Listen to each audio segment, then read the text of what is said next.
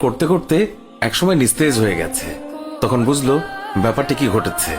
আতঙ্কিত হয়ে সে নিকটবর্তী খেজুর গাছের চূড়ায় উঠে আত্মগোপন করে রইল।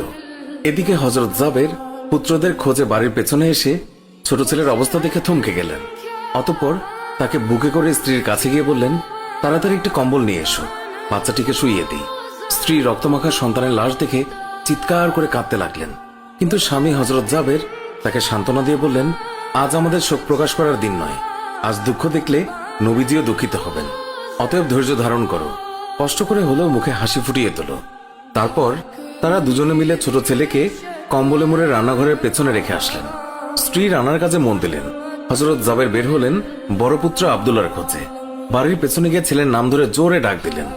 গাছের উপর আত্মগোপন করে বড় ছেলে সব ঘটনা প্রত্যক্ষ করছিল আর ভয়ে কাঁপছিল। পিতার ডাক শুনে ভাবল, এখন পালাতে না পারলে আব্বার হাতে ধরা পড়তে হবে। ধরা পড়লে আর রক্ষা থাকবে না। পালানোর উদ্দেশ্যে গাছ থেকে লাফিয়ে পড়ে আঘাতপ্রাপ্ত হয়ে সেও মৃত্যুর কোলে ঢলে পড়ল। পিতা কাছে গিয়ে দেখেন আব্দুল্লাহর দেহে প্রাণের স্পন্দন নেই। বড় ছেলেকে কোলে তুলে তিনি বাড়ির ভেতরে আসলেন। স্ত্রীকে বললেন আরেকটি কম্বল নিয়ে আসার জন্য। বড় ছেলের এই অবস্থা দেখে দরদিমা পুনরায় আর্তনাদ করে উঠলেন। স্বামী তাকে পুনরায় সান্ত্বনা দিয়ে বললেন, ধৈর্য ধরো, আজ আমাদের দুঃখ প্রকাশের দিন নয়, আজ আমাদের পরম আনন্দের দিন। দয়াল নবীজি অল্প কিছুক্ষণের মধ্যেই আমাদের ঘরে তাশরিফ রাখবেন।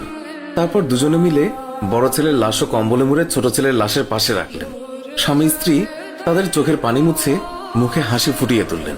হযরত জাবের বাড়ির সামনে দাঁড়িয়ে নবীজির আগমনের অপেক্ষা করতে লাগলেন। অল্পক্ষণের মধ্যে নবীজিকে উটের পিঠে করে আসতে দেখা গেল। হযরত জাবের আনন্দে আত্মহারা হয়ে দৌড়ে গিয়ে স্ত্রীকে নবীজির আগমনের সংবাদ দিলেন এবং পুনরায় তিনি দৌড়ে নবীজির সামনে চলে এলেন। নবীজির উটের কাছে গিয়ে তাকে বাড়ি পর্যন্ত এগিয়ে আনলেন। নবীজি জাবেরের ঘরের সামনে উট থামিয়ে তার ডান পা মুবারক মাটিতে রাখলেন, বাম পা মুবারক এখনো নামাতে বাকি। এই সময় জিবরাইল আলাইহিস সালাম আল্লাহর পক্ষ থেকে নির্দেশ নিয়ে তিনি উৎসাহিত হয়ে বললেন, ইয়া রাসূলুল্লাহ, আল্লাহ আপনাকে জাবেরের ছেলেদের সঙ্গে নিয়ে খানা খেতে বলেছেন। অতঃপর নবীজি সাল্লাল্লাহু আলাইহি ওয়াসাল্লাম সাহাবায়ে কেরামকে নিয়ে জাবেরের ঘরে তাশরিফ রাখলেন। তাদের সামনে হযরত জাবের দস্তরখানা বিছিয়ে দিলেন। তার স্ত্রী খাবার বেড়ে দিলেন